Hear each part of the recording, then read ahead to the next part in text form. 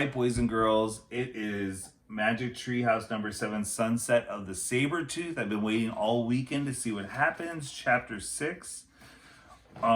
In Chapter 5, Peanut got away out of the cave and they saw little mouse tracks out in the snow, so we gotta figure out what happened to Peanut. Chapter 6 is called Song on the Wind. Peanut's tracks, said Annie. We have to find her before she freezes. She wrapped her reindeer coat around her and headed across the snow. Jack pulled on his backpack and followed. The mouse tracks led them between the fallen rocks and back onto the open plain. The wind blew harder. Snow swirled over the ground, covering the teeny footprints. I can't see them anymore, wailed Annie. She and Jack now stood in the middle of the plain. They stared at the wind-swept snow. The mouse tracks had vanished. Yikes, whispered Annie, staring up.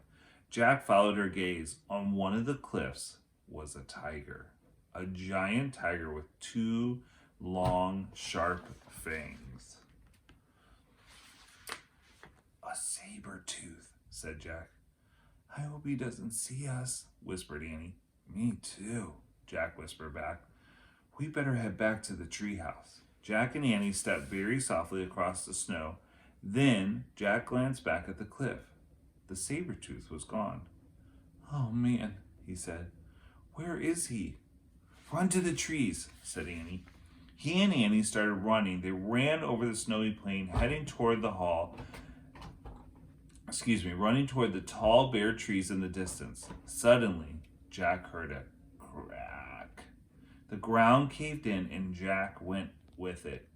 Annie fell beside him. They crashed down on top of a heap of branches, snow, and earth. They struggled to stand. Jack pushed his glasses back into place. You all right? He asked Annie. Yes, she said. They both looked up. They were in a deep hole. All Jack could see were gray clouds moving ahead. This was a trap, Jack said. The Cro-Magnons must have put branches over the hole. Then the snow hid the branches, so we didn't see them. There's no way out, said Annie. She was right. They were helpless. The pit was too deep to climb out. I feel like a trapped animal, Annie said. Me too, said Jack. He heard a yo, yo, yo, yo in the distance. The saber-tooth, whispered Annie. Jack pulled out the Ice Age book. He found a picture of the saber-tooth. He read, the saber-tooth was the fiercest beast of the Ice Age. It attacked humans as well as woolly mammoths and other large animals. Oh, brother, said Jack. Listen. Annie grabbed him. What? Jack jumped. I hear music. Jack listened, but all he heard was the wind. You hear it? Said Annie. No, said Jack. Listen carefully. He closed his eyes. He listened very carefully. He heard the wind, but this time he heard another sound too. Strange, haunting music. Ah! Cried Annie. Jack opened his eyes. Staring down at them was a figure wearing reindeer antlers and an owl mask. The sorcerer, whispered Jack. Squeak! Peanut peered down at them too. So she must have went to go get the sorcerer.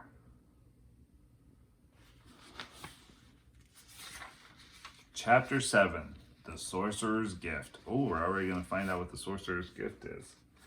All right, until tomorrow. I'll see you then. Bye.